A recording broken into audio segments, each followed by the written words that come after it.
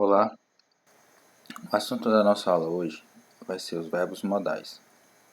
Então a gente vai focar em 3 especificamente.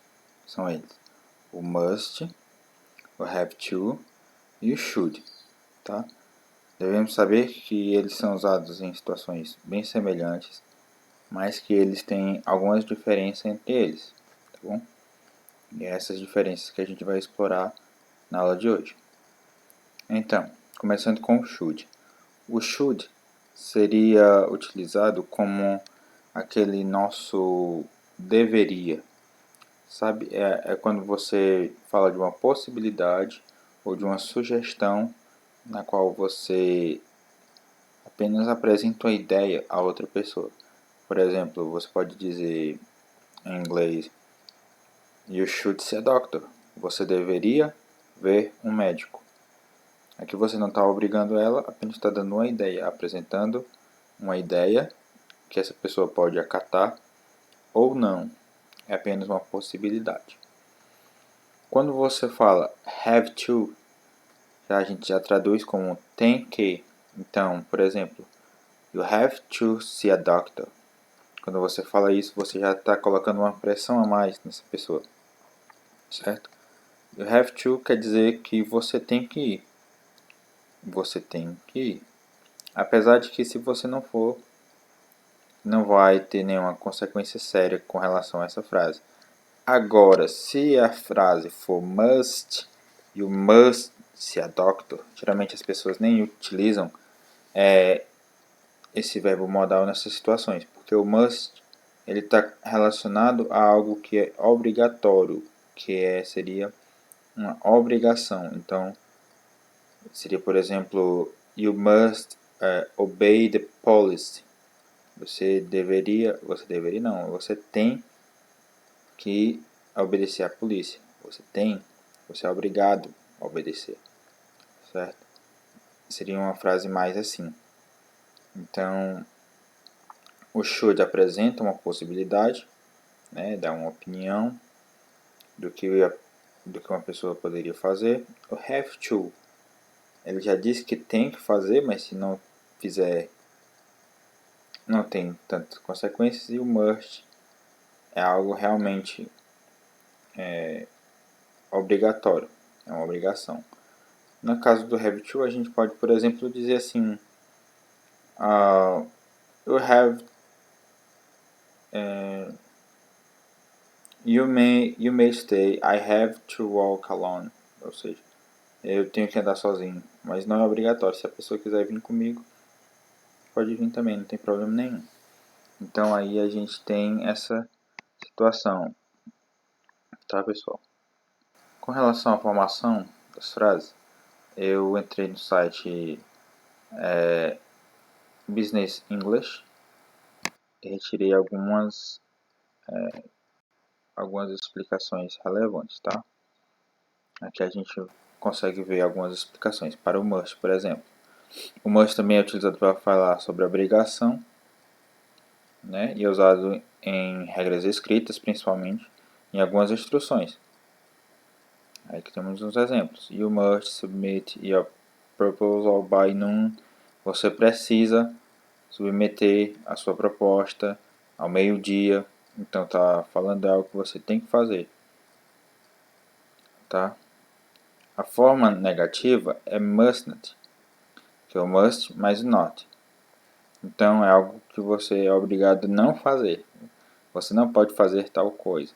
Por exemplo, you must not be late for work on our first day. Você não pode chegar atrasado no trabalho no seu primeiro dia. Isso aqui é um exemplo de algo que é obrigação, certo? Então tem uma obrigação afirmativa e uma obrigação negativa, que seria uma coisa que você não deve fazer de forma alguma. Então, vamos para o próximo, que é o should. O should, pessoal, como eu disse, que está escrito aqui, nós usamos para dar ou pedir conselho ou uma opinião no presente. Dar ou pedir um conselho, então é um conselho ou uma opinião. Não é nada obrigatório como o must, por exemplo. Por exemplo, se eu falo I have a terrible stomachache, eu tenho uma dor de barriga terrível. Aqui temos um conselho. You should go to the doctors. Você deveria ir ao médico. I haven't heard from my father. Eu não tenho ouvido falar muito do meu pai. Aí tem um conselho. You should call him. You should call him. Você deveria ligar para ele. Aqui a terceira frase. She's not happy with the salary offered. Ela não está feliz com o salário oferecido. She shouldn't accept the job. Ela não deveria aceitar o emprego se ela não está satisfeita. Então, nada disso aqui é obriga, mas é um conselho, é uma opinião, certo? E é para isso que o should serve, para apresentar conselhos. Algo que não é obrigatório, mas é aconselhável. E temos o have to. Aqui fala que o have to é utilizado para mostrar que uma pessoa ela é obrigada a fazer alguma coisa, geralmente por alguma força externa. O have to também pode ser usado para dar a sua opinião. Por exemplo, you have to show your passport at the passport control. Você deve mostrar o seu passaporte no controle de passaporte, né? Seria no aeroporto. Você é obrigado por uma força externa, não é uma obrigação sua, é uma obrigação que é a lei que diz, tá? Então, aqui temos outra. Jenny has to do homework every evening. Jenny has to do homework every evening. A Jenny tem que fazer o dever de casa toda noite, certo? Aqui tem a explicação que seus pais disseram a ela para fazer a sua lição de casa.